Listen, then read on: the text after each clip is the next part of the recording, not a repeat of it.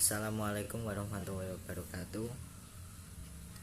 Di sini kami akan menyampaikan materi tentang obligasi syariah. Pertama-tama kenalkan, nama saya Irfani Barulimawan dan juga rekan-rekan saya Lutfia Nadina dan Puji Adani. Pertama, saya akan menjelaskan tentang definisi obligasi syariah.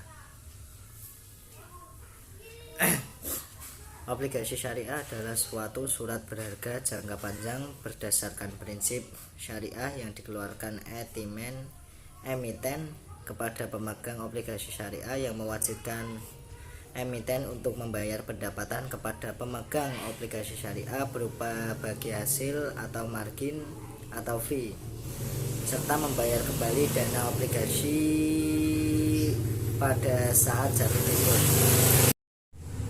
Landasan hukum obligasi syariah: 1.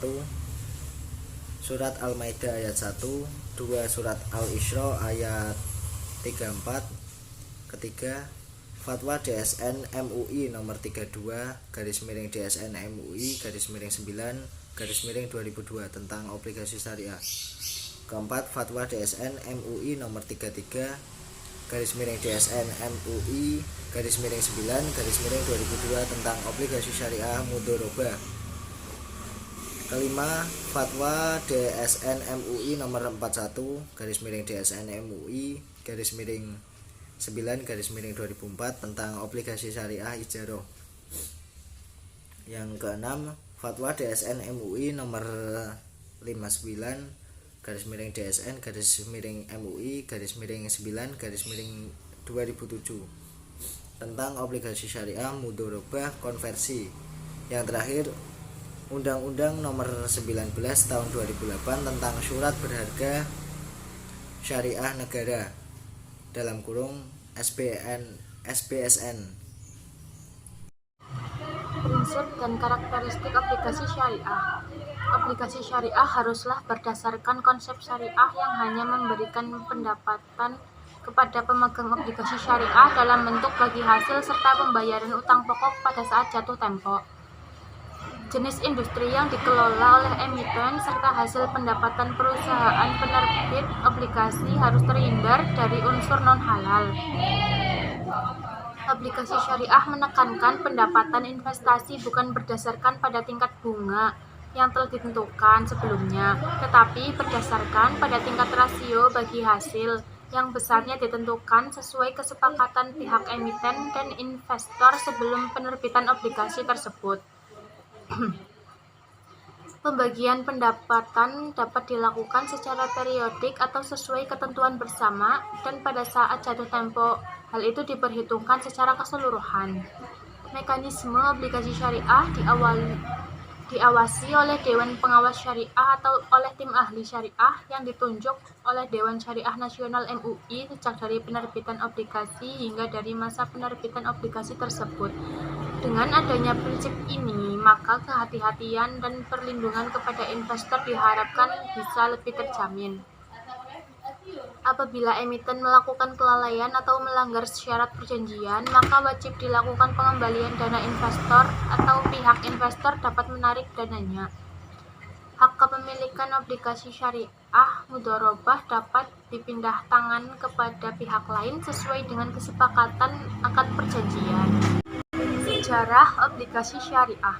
Obligasi syariah mulai dipergunakan oleh para pedagang Islam pada masa abad pertengahan dalam konteks perdagangan internasional. Selanjutnya, penerbitan sukuk di pasar internasional terus bermunculan dengan sangat pesat. Suburnya perkembangan sukuk ini membuat pemerintahan di dunia Islam pun mulai tertarik pada hal tersebut. Di Indonesia, secara resmi pasar modal syariah diluncurkan pada tahun 2003. Namun, instrumen pasar modal syariah telah hadir di Indonesia pada tahun 1997.